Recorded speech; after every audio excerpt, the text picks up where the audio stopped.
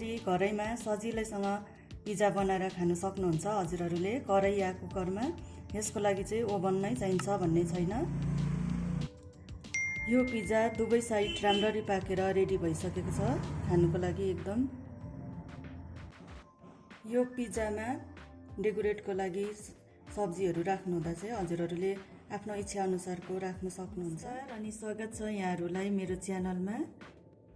आज म हजुरहरूलाई बिना ओभन कराईमा नै भेज पिज्जा बनाएर देखाउँदैछु। आशा छ मेरो आजको यो भिडियोलाई हजुरहरूले मन पराइदिनु हुनेछ भनेर। यहाँ मैले 75 ग्राम आटा राखेको छु। यसको बदलामा हजुरहरूले मैदा राख्नु पनि सक्नुहुन्छ। यहाँ चाहिँ मैले 2 चम्मच ठुलो चम्मचको सुजी राखेको छु अनि सानो चम्मचको आधा चम्मच चाहिँ यहाँ नुन राखेको छु अनि सानो चम्मचको 1 चम्मच चिनी, सानो चम्मचको 1 चम्मच इस्ट राखेको छु।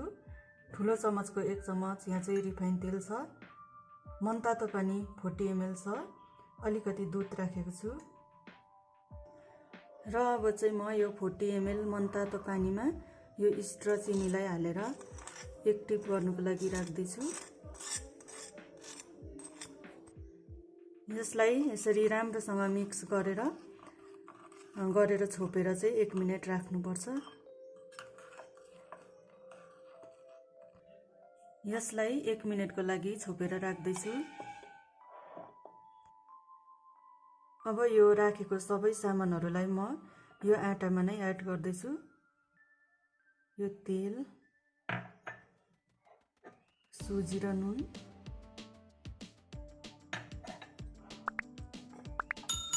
यो अघि राखेको इस्ट पनि 1 मिनेट भइसक्यो। अब यसलाई पनि यहीँ एड गर्दैछु। त्यसपछि चाहिँ म यसलाई मिक्स गर्दैछु। यसरी गर्नुपर्छ राम्रोसँग। अहिले चाहिँ यो यतिको भएको छ। अब यसमा आवश्यकता अनुसार मनतातो यो दुधलाई अलिअलि एड गर्दै म गुन्दैछु। यो पिज्जाको बेसको लागि डो चाहिँ सुखा रोटीहरू बनाउने भन्दा चाहिँ अलिकति सफ्ट हुनुपर्छ र यसलाई मैले 15 मिनेट गुनिसकेँ। अब म यसलाई पास उठाउनुको लागि 3 घण्टाको लागि चाहिँ छोपेर राख्दैछु। मैले यसलाई छोपेर राखेको पनि 3 घण्टा पुरा भइसक्यो। अब चाहिँ म यसलाई फेरि एक पटक 1 मिनेटको लागि गुन्दैछु।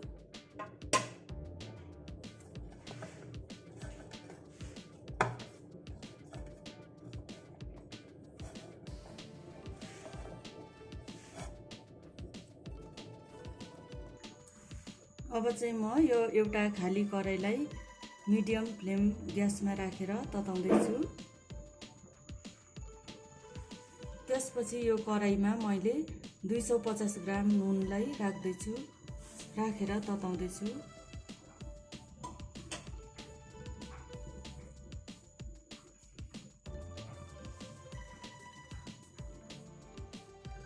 अब चाहिँ म यो नुनलाई मिडियम फ्लेममा 15 मिनेट छोपेर तताउने छु। त्यतिन्जेल चाहिँ म यो पिज्जालाई रेडी गर्नेछु। मैले अघि यो पिज्जा बेसको लागि रेडी गरेको डोलाई चाहिँ मोटो गरेर बेलेर यो एउटा रिफाइन तेल ग्रिस गरेको एउटा स्टिलको प्लेटमा राखिसकेको छु। यसलाई चाहिँ रोटी जस्तो फुलिनु दिनु हुँदैन। त्यसको लागि चाहिँ म यो काँटाको सहाराले यस्तो गर्दैछु।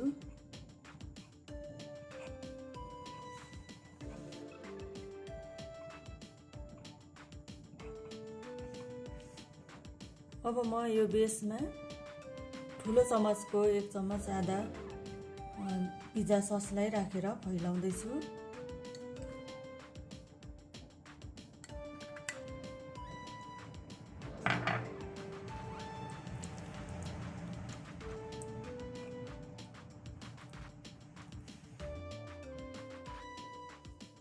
अब चाहिँ म यो 75 ग्राम कोरेसो गरेको चिजलाई चाहिँ राख्दैछु।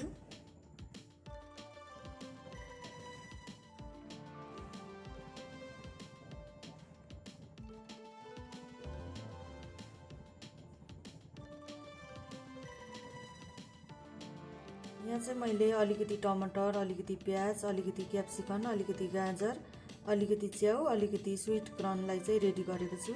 यसलाई चाहिँ म अब राख्दैछु। मैले यो रेडी गरेको यो भेजिटेबल सबैलाई मैले राखिसकेँ। अब चाहिँ म फेरि यो चिजलाई माथिबाट अलिअलि राख्दैछु।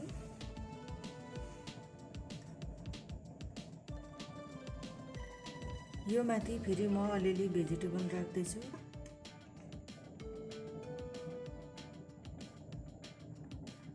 यो पिज्जा अब पकाउनको लागि रेडी भइसक्यो।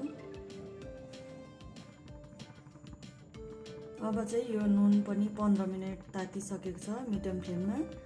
यसमा चाहिँ डाइरेक्ट पिज्जालाई राखेर पकाउनु हुँदैन। यसमा कुनै भाँडा राख्ने स्ट्यान्ड होस् या कुनै पेला, यसमा मिल्ने कुनै पनि चिज 1.5 इन्च जति उचाइ भएको चाहिँ राख्नुपर्छ। मैले चाहिँ यसको लागि एउटा यो पेला राख्दैछु स्टिलको।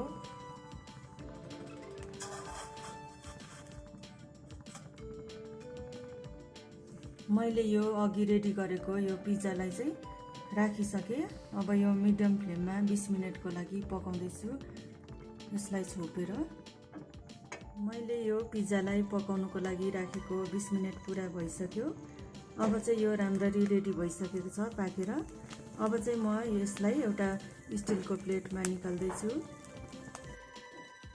मैले चाहिँ यो पिज्जालाई कराईबाट निकालिसकेँ। यसलाई चाहिँ अब म अलिअलि चिल्ली फ्लेक्सलाई यसरी छर्दैछु।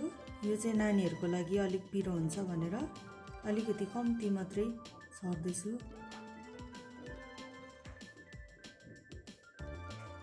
अनि यो अलिअलि अरिग्यानोलाई पनि छर्दैछु।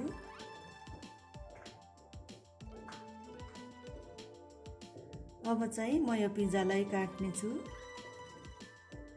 मैले यो पिज्जालाई काटिसकेँ। अब चाहिँ यो खानुको लागि रेडी भइसकेको छ। मेरो आजको भिडियो कस्तो लाग्यो हजुरहरूलाई कमेन्ट गरिदिनुहोस् होला। साथै लाइक, शेयर, सब्स्क्राइब गर्नु पनि नभुल्नुहोला। फेरि अर्को नयाँ भिडियो लिएर छिटै नै आउनेछु। धन्यवाद।